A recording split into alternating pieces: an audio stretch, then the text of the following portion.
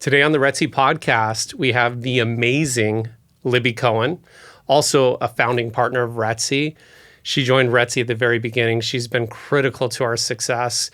We ask Libby the right questions where she shares everything from working with her high net worth clients to negotiating deals and just brings general knowledge to the industry. She's a great advisor for RETSY, and I'm excited for you to learn from her. So let me introduce Libby Cohen. They don't expect you to be perfect or that you're not going to, make mistakes. But what they do expect is for you to always to be there, to be consistent, and if something doesn't go right, to fix it, to find a way.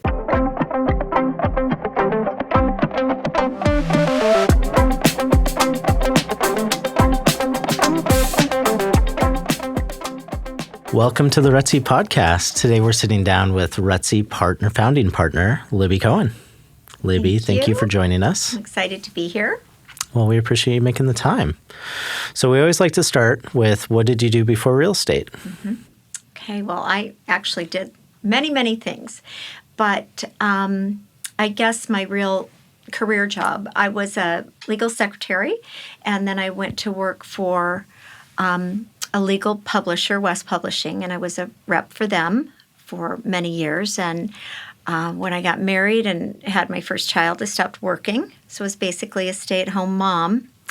But when my kids were, I had one in 4th grade and one in 1st grade, I went to culinary school. Oh. And that was a gift I gave myself for my 40th birthday. And it was a 2-year program, and I really enjoyed it. So I graduated from culinary school, and then I went to work for Carolyn Ellis, who was the, owner, founder, inspiration behind Arcadia Farms. And I worked for her for a while. And then I was asked to chair the Heart Ball.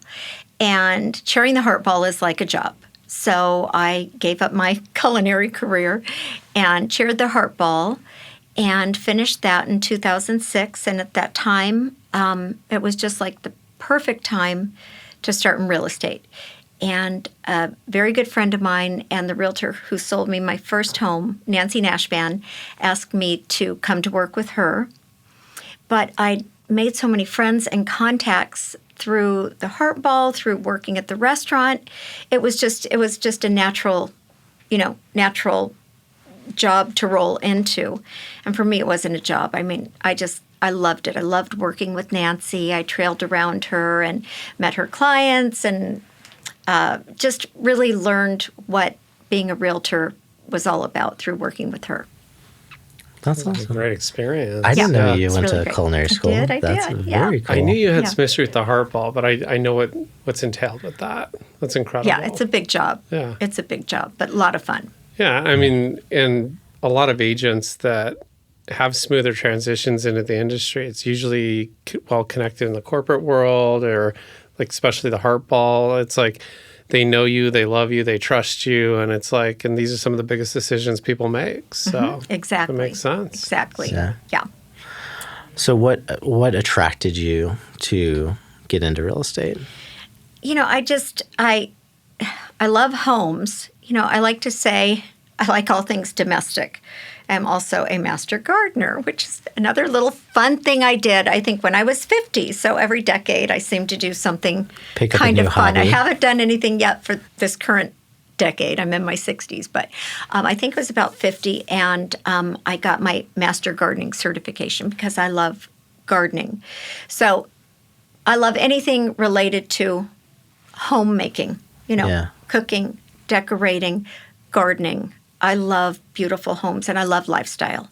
So, selling real estate is so much more than just taking someone to a property. It's very much lifestyle. Yeah.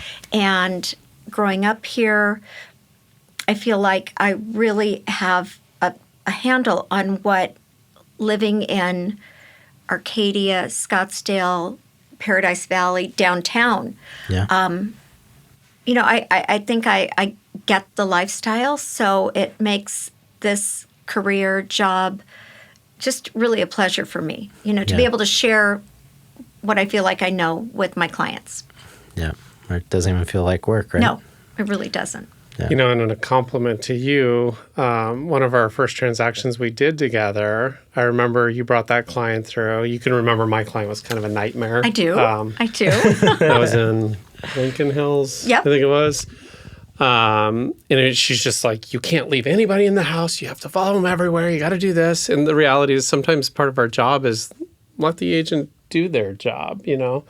But me knowing you so well, I kind of camped out by the front door, but I could overhear you talking to your client and just like, you knew everything he needed, what he had, why this home would work for him. And I just watched you sell this home and I just kind of stood there and took notes. Oh, and I'm like, thank you. yeah, I mean, like you That's so said nice to everything. And then of course, like she got her client to the finish line. But that said, it was impressive to watch. Thank you. Because, you know, you see so many, like I show up to every showing, you know, or, you know, one of my team members does if it's not me. And a lot of times it's just the agent sits there and talks with you while the client roams through the house. Or what I try to do is like give them a lay of the land, give them the selling features, ask them a few questions and kind of let them loose and give them some you know, leeway to look at the house and experience it and picture themselves in it. But not every agent's that great at showing homes. But you did a really great job. Well, thank you. You know, you were talking about different furniture pieces that would look great here and do this. So I think your background, now that I know your full background, which I can't believe I didn't know that. How do we learn so much on these podcasts? But it makes a lot of sense now. Well, Yeah. thank you. Yeah. Thank you. Which has yielded a lot of success for you too. Yeah, well, you know, when Julie and I go into our listing presentations, we explain to people that we are salespeople. You're hiring a salesperson. We are there to market and sell your property, not simply to open the door. Yep. So we need to know everything about that property, and we are, of course, like you, there for every showing. And it is our job to take that potential buyer along with their agent and educate them about the property and why this is the one that would be right. Yeah. You know? Yeah. Oh, 100%. Yeah.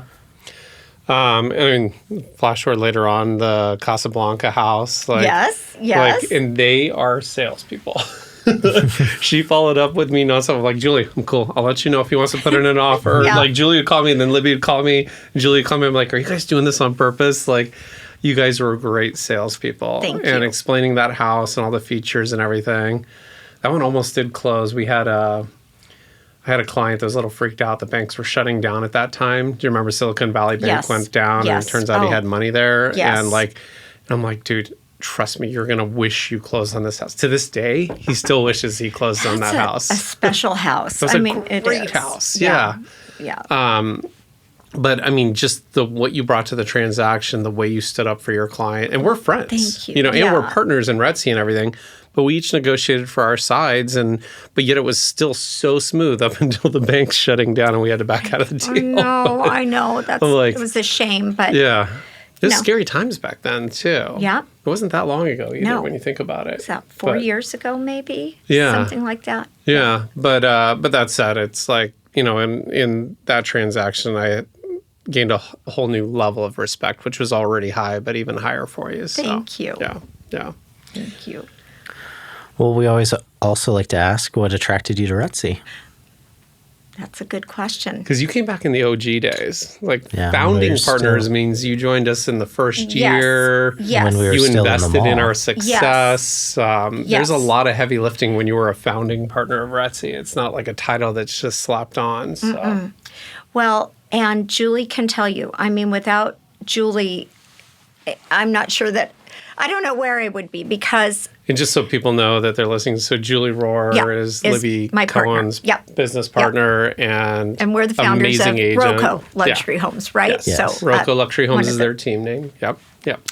So I had been with Walt for 14, 15 years, and, you know, the writing was on the wall that Walt Danley Realty was, something had to give. Something had to happen. You know, real estate was changing. Technology, for one thing, which that group just really did not embrace.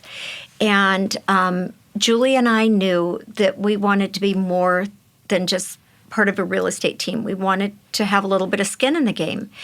And we started interviewing with other brokerages and had great offers from various places, could have been good opportunities. None of them really felt right. And then, we're seeing these RETSY signs, and it's, of course, Chris, who is so amazing and young, and you'd put together a nice group of founding partners. I'm like, well, why didn't he come to us? Why did he not ask us? So Julie and I, we reached out, and I think that first lunch, Josh was part of it and whatever, but we came away from that and we both said, this is where we want to be. And, for me, that was a hard one. I just felt so guilty about leaving Walt Danley Realty. I'm just a very loyal person. I'm a creature of habit. It's hard for me to change. And Julie said, we got to do this. But I knew it. I was like, I can do this. And we never looked back. Best decision we ever made. We still feel very honored to be a part of RETSY. Honestly, it's such a unique brokerage. It's so young. It's got the Morrison brothers. It's amazing. Well, and you guys bring a lot to the table too. Age, mainly.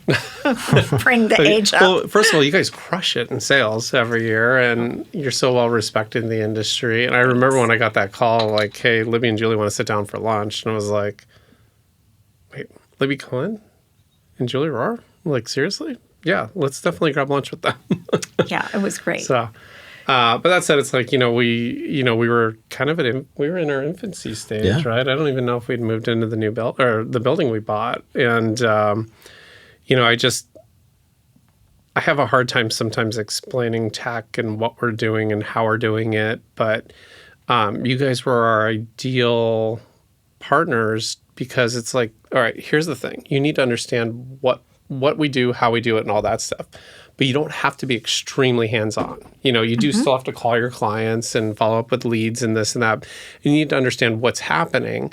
But the whole idea of RETSY is to bring all this tech, but not shove it down an agent's throat or give them a bunch of webinars to watch to try to learn it. It's like to have it also implemented for them and have the tools and have the support and have a graphic designer. And, flash forward, look at us now, where it's just like even that previous company we were with kind of, I don't know how to explain it, went out of business or got bought or just completely changed, and they cut all their major people. And the first thing we did was pick up their graphic designer. Like he's an amazing graphic designer. And the first thing I did was come to you guys. I'm like, what do you guys think of Alex? No, Libby recommended it. Yeah, I'm like, Alex has to work for us. Yeah. Alex just has to. Yeah, and he does such a great job for RETSY and like just such a hard worker and talented and I love him. Just fits right into our culture and everything. So, but we were a kind of brokerage where like we're not afraid to spend money if it provides a level of service that's better for our agents. Mm-hmm. So. And it is. I just, if you need anything, it's available. Our brochures, our marketing kits, anything that we need. One call to Darian, reach out to Alex, help me put this brochure together, help me with the photos. It's just all done. There's no reason to not have the tools you need for a great presentation. Yeah. Well, and also like when we're lacking somewhere, it's like these are the partners that come to the table and say, hey, we need this person, or we need to hire this technologist, or we need a pay-per-click person, or maybe the agents aren't understanding this tool. We need to do more trainings. It's just like what's great is, and I've said this on podcasts before, it's just like all of our partners are there to pick up the phone for our agents and answer questions. They don't have to just go to me or go to Matt or anything. It's like they can call Libby and be like, how do you use this tool? Or what are your thoughts on this? Or who should I talk to about this? All the way down to like meeting with developers or complicated seller situations. The thing is you guys have set the standard for luxury in a lot of the high-end neighborhoods and set some record sales and stuff. And a lot of our agents, every agent's trying to move their price point up, and to have role models like you in the industry, it's vitally important. So thank you. Yeah. Thanks. Yeah. I know we were talking about Tom up in Flagstaff, and like I'm like, hey, Libby's going to reach out to you. She needs some help on something. He's like, love Libby. Like I'm happy to help her. So he is. He is just the best. He's great. And we're going to build that Flagstaff business. We're going We're going to really grow that. Well, we got approval for the Flagstaff office. This is public news. I don't know. It'll be out there by the time this hits. But we found a really great spot in downtown. Oh, yay. Oh, good. Negotiating the LOI right now. And the goal would be like right around January, get that office open and then locked and loaded with people starting their start of the spring selling season. Great. So that'd be awesome. Yeah. Perfect. Not inside the gates. That's going to be our marketing campaign is like, let's try marketing outside of the gates, guys. How about that? Right. I like that. Yeah. I mean, that's great. Yeah. Yeah. Well, and you do a good amount of business up in Flagstaff too. Well, I have enjoyed it. It's been great, because it's so easy to sell Flagstaff when you're up there and you love it yourself, And when people come here from other parts of the country, they really have no idea that 2 hours away is this completely different climate. Yeah. Elevation. World-class golf. Just that whole sort of country club lifestyle that maybe they grew up with on the East Coast. And then they come and we've got Forest Highlands or Pine Canyon, Flagstaff Ranch, Continental. I mean, there's so many opportunities. And you can still buy a home in these neighborhoods for $1.5 million. Absolutely. If you're in Truckee or Vail or Boulder, I mean, these are $4 or $5 million homes. Right. And we've talked about this, but I'll say it on the podcast. Like we've talked with Forbes, and they think Flagstaff is going to be one of the highest appreciating feeder markets because of the price level. I mean, you've been to the Forbes events, you go to Vail and it's like, oh, this is a $3 million condo with one bedroom. And it's like, this is buy-in for a ski. I mean, we have we have an airport, we have a ski hill that's now making their own snow. So like they're open all the time. It's not world-class skiing, but it's a mountain. It's, something. Mountain biking, there's fly fishing, there's Sedona, there's Oak Creek Canyon. There's so many things to do up there, like the courses and my wife found this thing called the Barefoot Trail. I didn't want to do it because it's the Barefoot Trail, but you know me. But that's it's just like, it's growing. But so we're really excited about Flagstaff. I know you're going to be a leader up there for us. I want to be. I love it. I think the ranking is like we already ranked like 6th or 7th in Flagstaff. We don't even have an office there. So that's great. We're going to hopefully attract the right agents in Flagstaff. I mean, there's one brokerage that dominates and everybody's scared to leave it because of more of a dictatorship, I feel like, versus like a growth environment.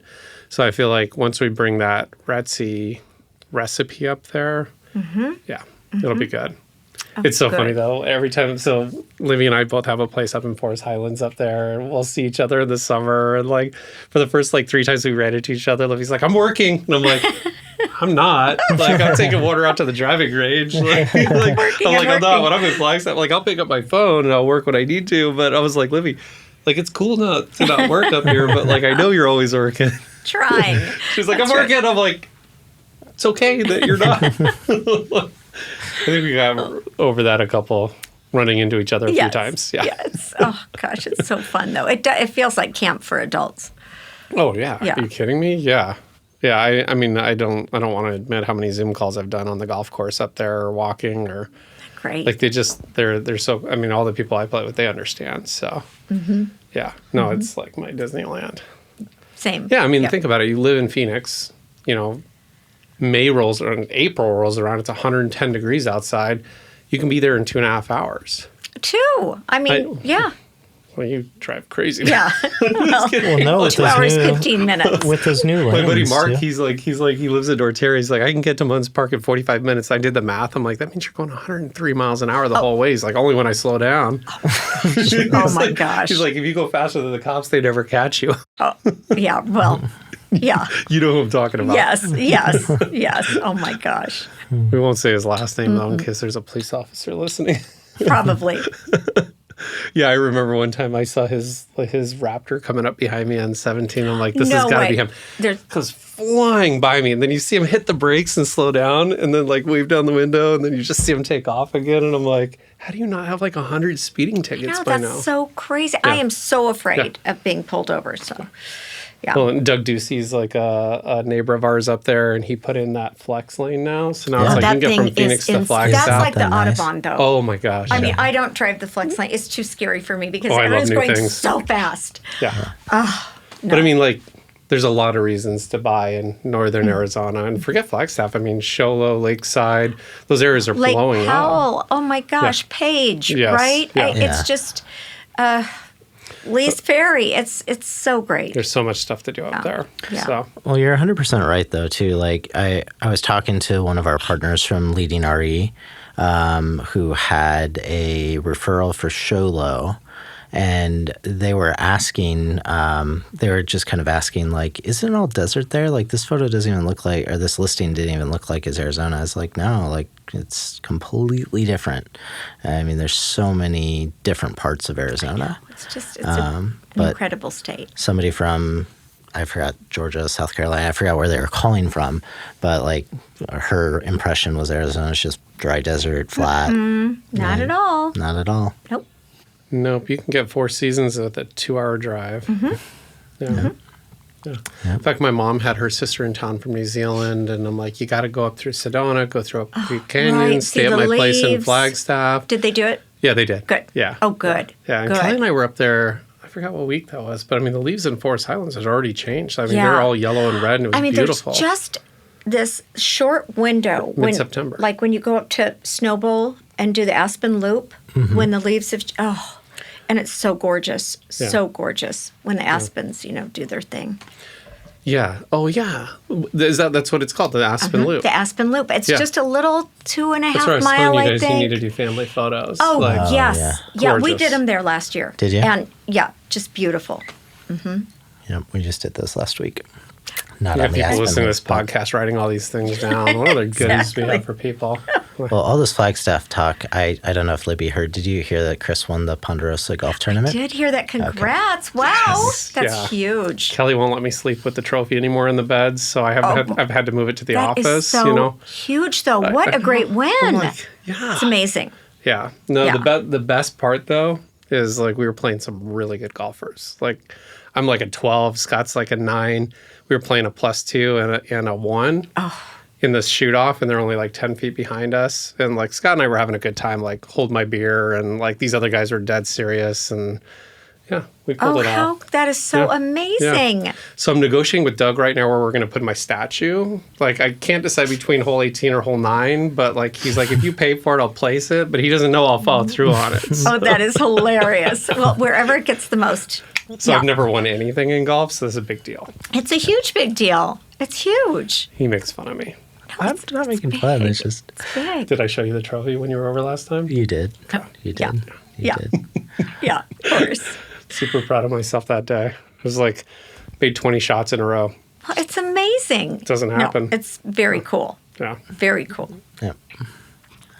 We've worked that into the last couple podcasts, so I just want to make sure and keep that going. Keep it going. Yeah. I You think should I got like actually 12 bring months the to ride that trophy win. You do. here for You the do. podcast. Well, We I should. tried, but he like vetoed it.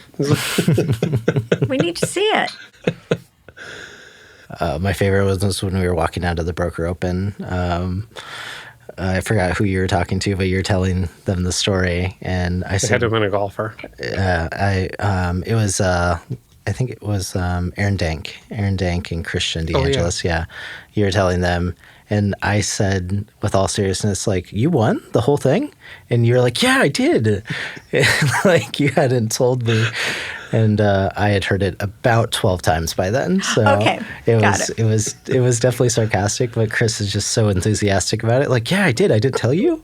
Like, So Aaron's husband, Clay, I mean, he's like the head of this major builder company. You know, like he's the #1 sales volume agent in town. Like he's the broker that signs off on all the builder contracts. But we have a father-son thing we do up in Forest Highlands. There's about 10 dads, 10 sons. Oh, that's so fun. And we do like a 2-day thing, and there's golf and other fun stuff. And like Clay's a really good golfer. And Yeah. he's like, I'm so excited to play Forest Highlands, and he beat me by like 9 strokes. So like, Yeah. I needed Aaron to go home and tell Clay Chris won the Yes, tournament. exactly. now I Right. understand. Like, Okay. he'll be on his A game next year. Yeah. Oh, for sure. That is a special place, though. Like, I've taken my boys up there and stayed at your place a few times, and like Beckham has done a little fishing. Oh, the up fishing there is so much fun. Yeah. So much fun. Oh, it's just It's a whole different level. I got to send you some photos. Like Yeah. Beckham's pulling bass out of the pond, and like, Just yeah. love it with their Yeah. little. oh yeah, he Yeah. was thrilled. yeah. Yeah. So the Forest Highlands podcast continues. That was Maybe we should drop this up in We should. Flagstaff the week of opening, think right? so. Yes, we absolutely definitely. should. No, we do have great presence up in any of the ski towns, Forest Highlands, Flagstaff. We have some really great coverage up there. Some agents. I mean, we have 5 agents that live in Forest Right. Highlands, Yep. a couple in Point Canyon. So, A few that have second homes in Show Low yep, and Shallow, Prescott. Lakeside. Yep. Yep. So, yeah, it'll be perfect timing with the Flagstaff opening. So, Great. yeah. Great. That'll be fun. Yeah, for sure.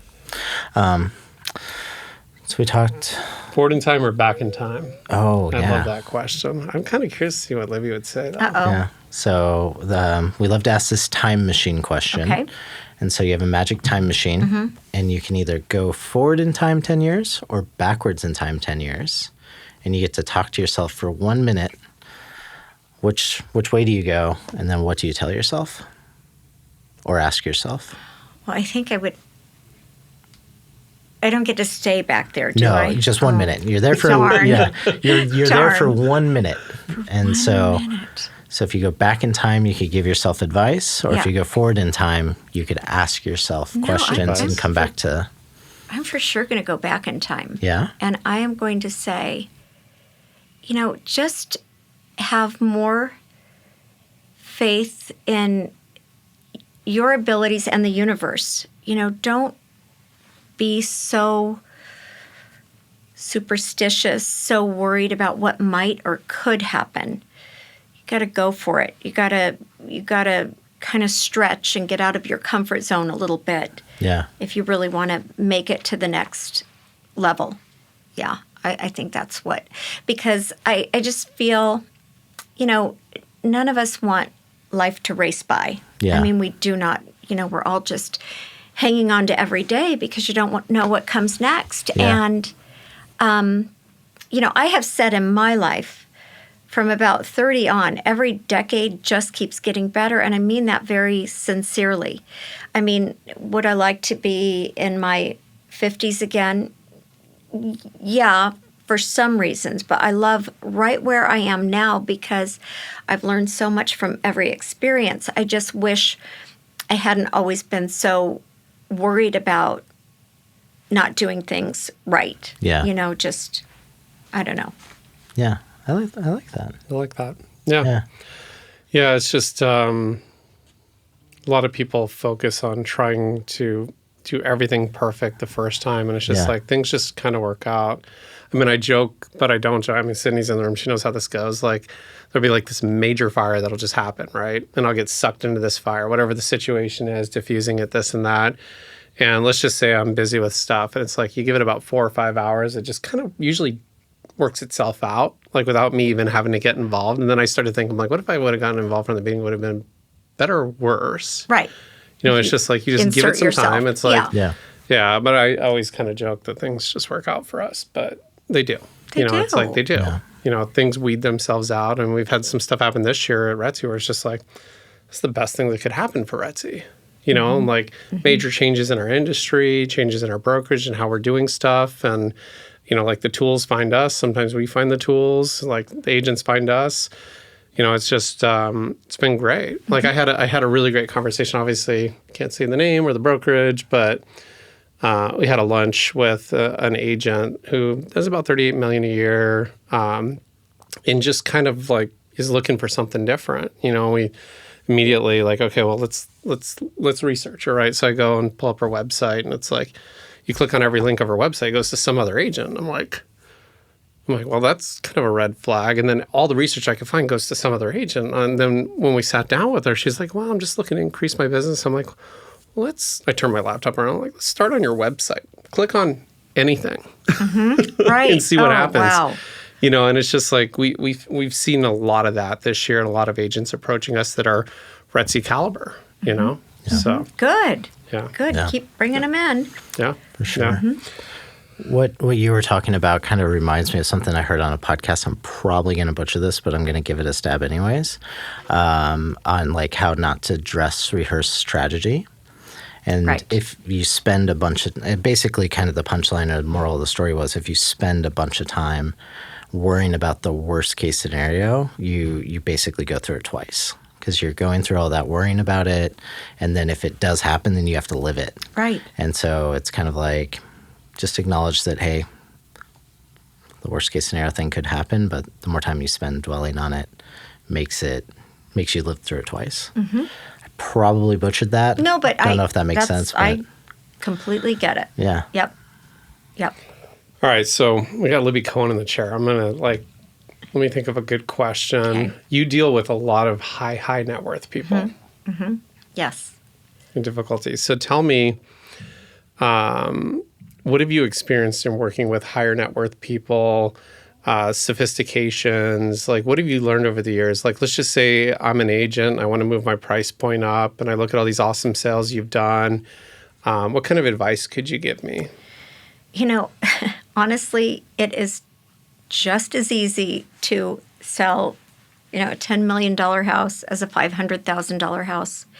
You go through all of the same steps, right? It's the same contract. It's the same procedure. It's all of the same things. I just think consistency, communication. When you work with high net worth people, generally they're highly educated, they're experienced, they own multiple homes. This isn't their first rodeo. So they don't expect you to be perfect or that you're not going to, make mistakes. But what they do expect is for you to always to be there, to be consistent, and if something doesn't go right, to fix it, to find a way and to fix it, and to make sure that the transactions are as smooth as they can possibly be. And to have the knowledge, if you're listing something for a client that you sold them a few years back, you have to be able to know whether or not that property is truly worth 25% more today. Maybe it's not. I mean, something that someone purchased 4 years ago is probably not in today's market worth 25% more. Yeah. So you have to be able to provide the knowledge, provide the data, and to really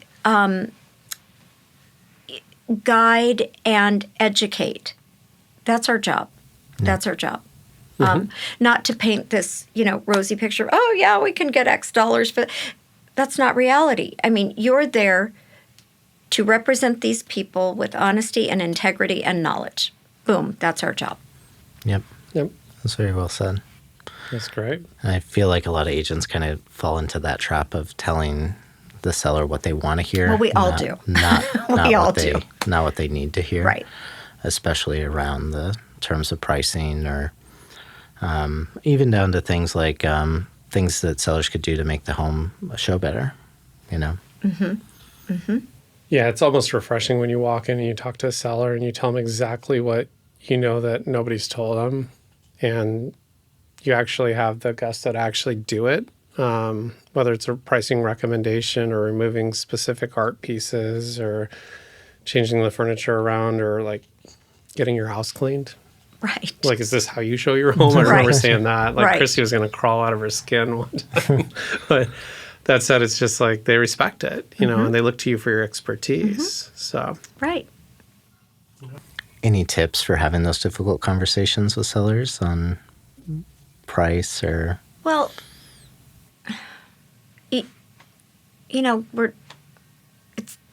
we're not walking in and Sure.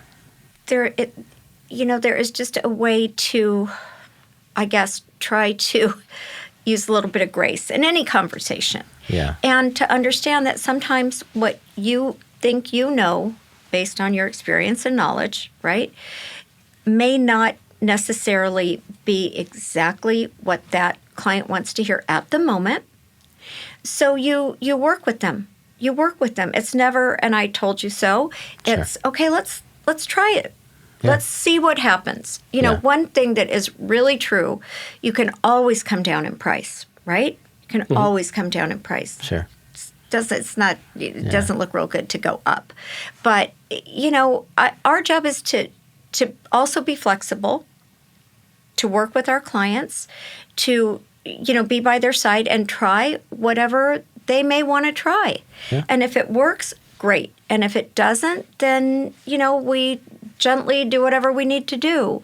We restage, or we bring a price down, or for some of my clients, I've photographed 3 or 4 times because maybe they just didn't care for the photos that, I'm bringing to them that I think are good representations of their property. Yeah. But they want to see them in a different way. Fine.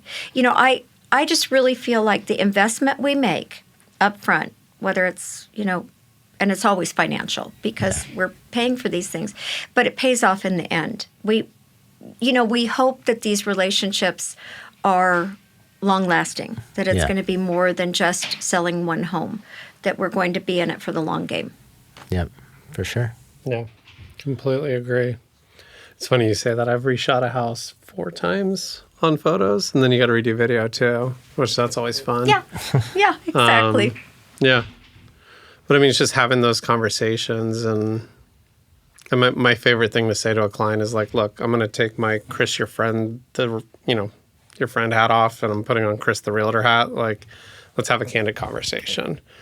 And sometimes that's what it takes, Mm-hmm. Yes. Yep. I'm always the one that's like, I give them the suggested price. Then they're like, well, this realtor, and this realtor suggested this higher number. And I kind of take the same approach. I'm like, we can try that route. Let's give it a couple of weeks. I'll show you the numbers. I'll show you all the KPIs. I'll show you all the ads, everything that we're running. And we'll look at what happens with showings. And like 9 times out of 10, it's like once we hit the number that we suggested, it's like the showings go up, the offers start to roll in and all that stuff. Because we're in an interesting market now. And I want to get your opinion on this market too. But, it's like if you're priced right, you are getting showings, you're getting interest, and you're getting offers. Yes. You miss that price point, even on like a $7 or $8 million home by a few $100,000, it's almost like crickets. Like they're almost scared to call you to schedule a showing. Oh, I agree. I think this is a market where that initial price is more important than it's ever been. Expertise. They need it. Yeah. And it can be hard. It can be really hard because, for me too, sometimes I'll suggest a price that maybe I am suggesting too high, but I want to try it. I just want to see what we get with it, before we bring it way down or bring it down. You just never know if that buyer's lurking, waiting for that home in that specific neighborhood, and they're less budget conscientious and they're willing to pay it. And we've seen it over and over again. Thing on the market at any particular time. Yeah. That's the time to go ahead and test out that higher price. 100%. Because for the reason you're saying, if there's someone out there, they're going to take a look at it, and then you start the negotiation. You figure out, what the selling price is. Yeah. So let me ask you, where do you meet most of your new clients? A lot of referral now. So much of our business is referral from past clients recommending us. You and Julie have upped your video game quite a bit in the last couple of years. Yes, we have. We're really, trying to get into the video world, and we're doing that. But, it's really fun because my daughter is working with me now. And we were talking today and talking about her sphere. And, she's got all these different little pools. And she's finding now that they intersect. Mom, you're not going to believe so-and-so is really good friends with so-and-so. And she knows this one from this little world and this one. And I said, that's what's going to happen. All of a sudden, you are going to have this really wide net that you're casting because you have all of these interconnecting relationships. And that's how you build a business. It's the things you're involved with, the people you meet, you do a good job, they're going to refer you. Yeah. Are we getting enough Maggie videos?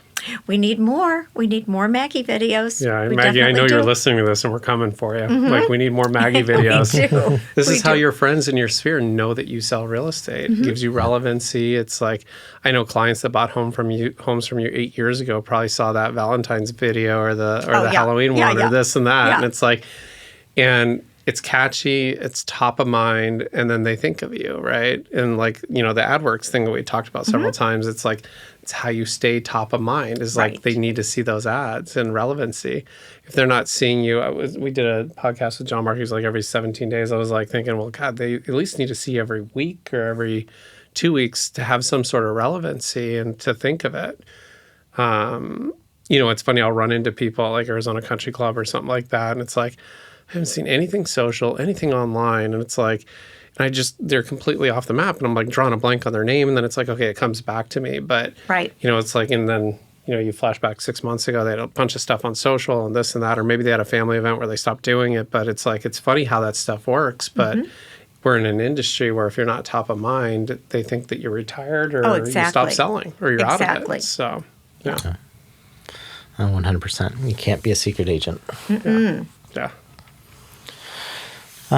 Where do you see the market in the next 5 years? Well, I agree with you. We were talking before starting this, but I think 26 will be a good year. I think in basically every price point. We still have a problem with that tweener market, the older homes that are really hard to revitalize into a style that people are looking for. I mean, that inventory is tough. That product is tough. But anything new, it's going to sell at a record price. That price point, $1.5 million and under, I mean, that stuff is flying off the shelf, and the interest rates are going to help us with that. But I think we finally have sellers saying, okay, I'm ready to just, take the plunge, put my home on the market. So we'll have more good inventory. And then all of those sellers will be looking for their next downsize. That downsize market's really tough too. There's just not much, in those communities. Echo Canyon, Colonia, Miramonte, Mountain Shadows, the places where people coming out of these large Paradise Valley homes want to be. There's just not much. Well, and it's like if you want newer construction, these developers are just pushing the envelope. The max lot coverage, they got to fit every square foot on there. If they don't, then they feel like they're losing money. And I feel like there's going to be a market for something that's 25% lot coverage on a 40% lot coverage lot because people are wanting to stay in those neighborhoods, but they don't want the gigantic house. Right. We've seen some monster homes sell recently, and it's like you go out there and try to replicate that quality in a smaller footprint. It's just not out there, so they have to build it. Right. So that's exactly right. Yeah. But with these interest rates dropping and us kind of coming out of that penalty box we've been talking about for so long, I mean, it's just like I feel like 2026 is the year. And not only that, but there's lending products out there. I mean, with RETSY, we're pretty fortunate to sell.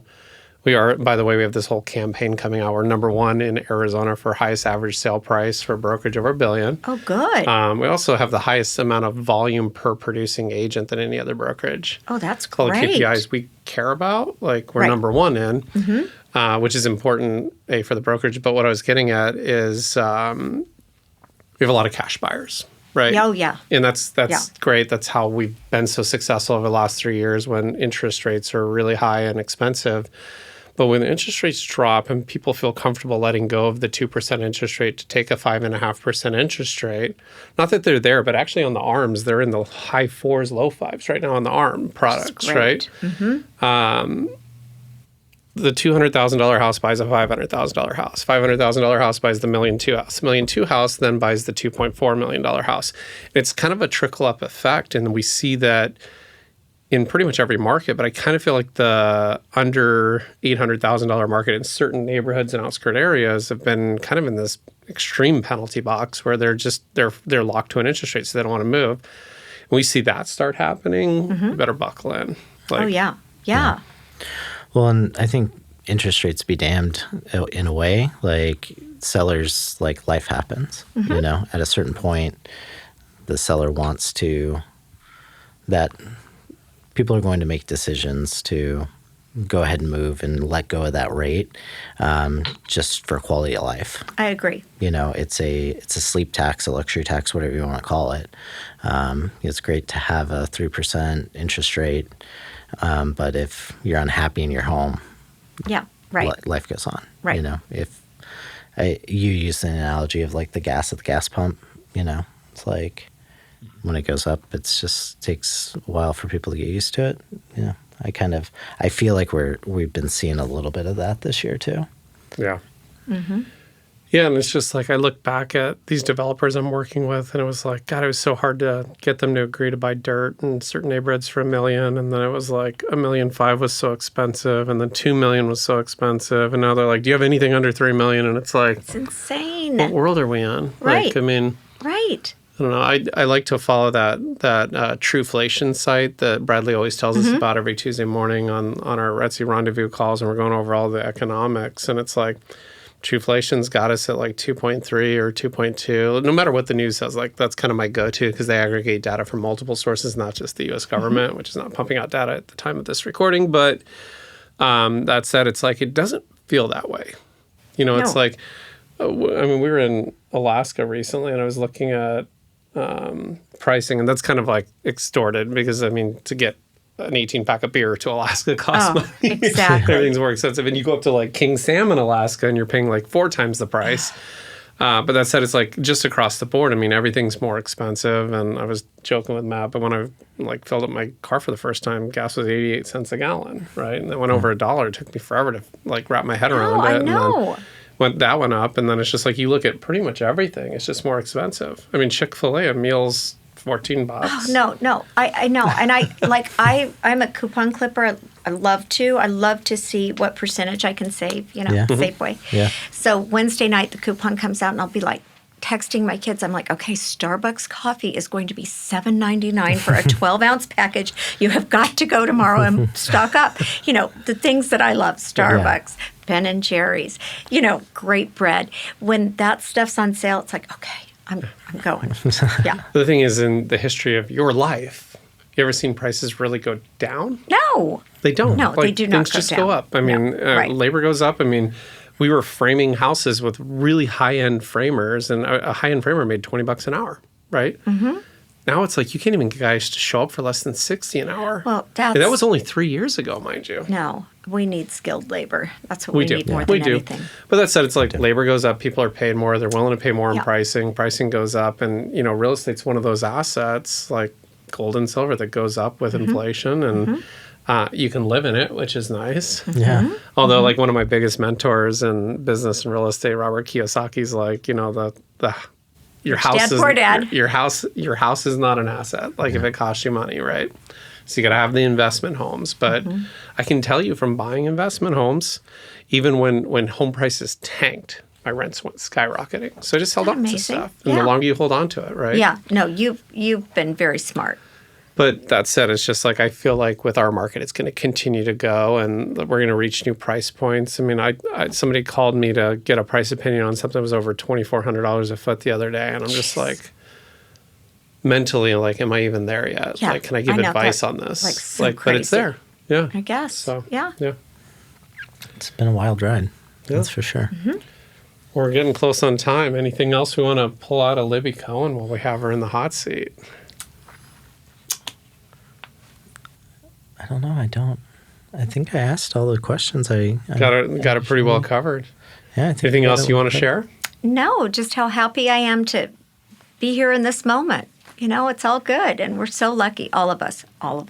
We're Yes. all so lucky. We are. Yeah. We are. We got a great environment. So. Great environment, great opportunities. And thank you for everything you do for the agents and the advice you bring, and like the great ideas you bring to the table, and even when sometimes when you don't want to try something and I'm really pushing it on you and you still try it, like thank you for that. Well, thank you for pushing me. Thank you. No, it's great. So how do people get a hold of you? You're allowed to share anything you want. You can give them Julie's cell phone number if you don't want to be bugged. No, please call me, text me, 602-291-1446, or this is super easy, libby@libbycohen.com. Awesome. Yeah. We'll make sure Thank to you, link guys. that in the show notes. Very and fun. Thank you. Thank you Thanks, for your Libby. time, Libby. Okay, thank you. Fun. That wraps up this week's episode of the RETSY podcast. Thanks for listening. Check out the show notes to connect with Libby. If you enjoyed today's episode, take a moment to leave us a review wherever you listen to this podcast. And please subscribe so you never miss what's next. Next week, Chris and Matt are sitting down with RETSY agent John Mark Estes. Here's a sneak preview. I look at social media as it's just like a constant reminder more for the people that you know, right? Like my organic growth hasn't gone from 1,500 followers to 150,000. Like I've got 2,000 followers, and I'm not in the game of chasing followers. I'm just in the game of staying relevant and staying top of mind. If I happen to grow organically, like that's definitely what I'm after, but it's not my number one goal of what social media is for me.